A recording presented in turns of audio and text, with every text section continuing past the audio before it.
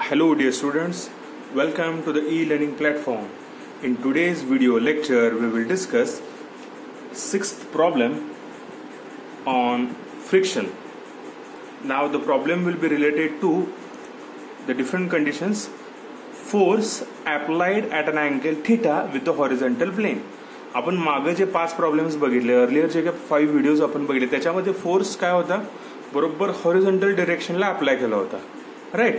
आता इथं काय होतं, हॉरिझॉन्टल प्लेनला एका अँगल मध्ये तुम्हाला फोर्स अप्लाय केल्यानंतर त्याचं तुम्हाला पुढचे क्वेश्चन्स तुम्हाला दिलेले आहेत, राईट. सो त्या पद्धतीने आता हे नवीन कंडिशनचे आपल्याला प्रॉब्लेम्स बघायचे आहेत, राईट. काय दिले कंडिशन बघा. A body of weight 400 newton resting on rough horizontal plane is pulled by a force of 120 Newton. When force is applied at an angle of 30 degree with the horizontal, calculate coefficient of friction and normal reaction. Right. त्यानंतर ह्या problem दिल्यानंतर आपल्याला पहिला काय काढायला लागणार आहे, given data.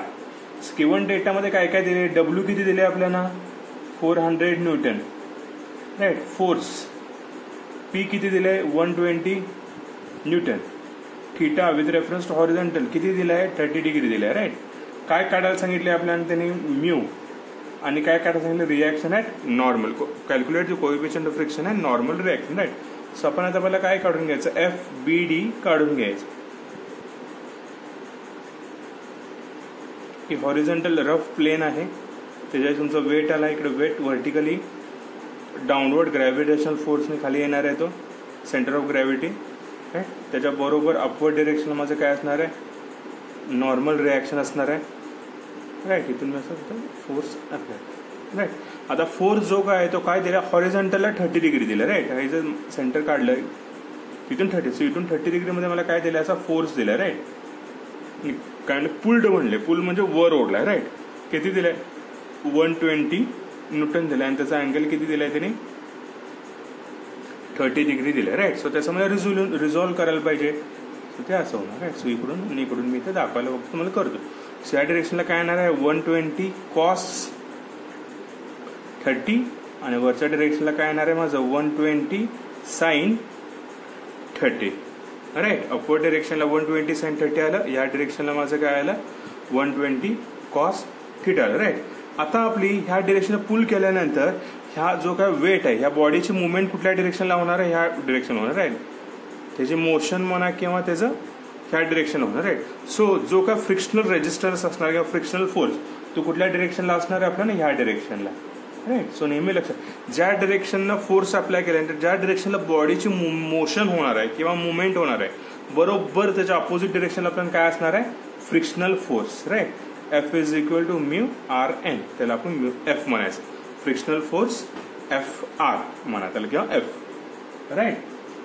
आता ही आपली कंडिशन झाली. सो त्यानुसार फॉर लिमिटिंग इक्विलिब्रियम म्हणा, फॉर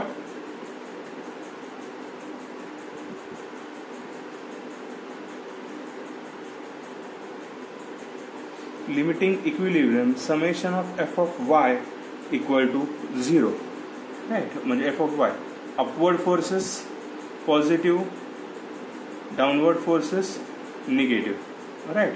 आता आर एन कुठं चाललाय, upward. Reaction at normal 120 cos sine 30 कसं झालं, upward, right. Plus 120 sine 30 upward, right. आता त्यानंतर हा फोर्स कसा आहे, डब्ल्यू डाऊनवर्ड डिरेक्शनला, right.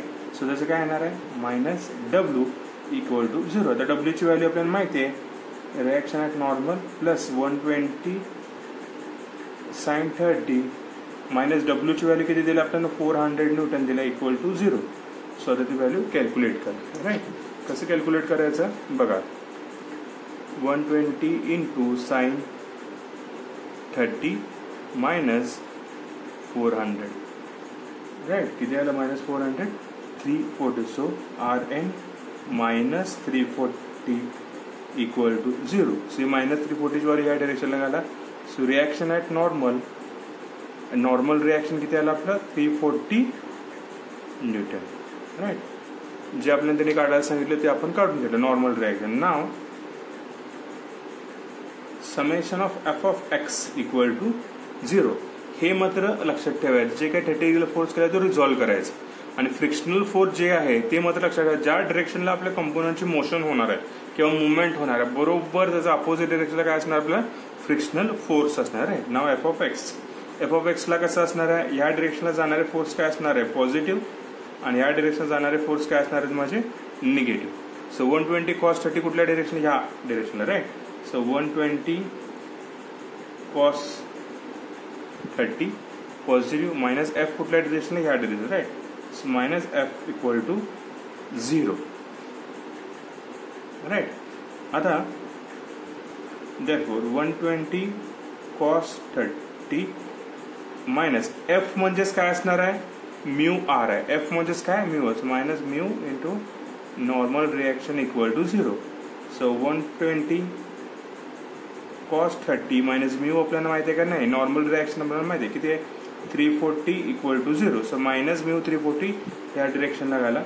120 cos 30 equal to mu 340.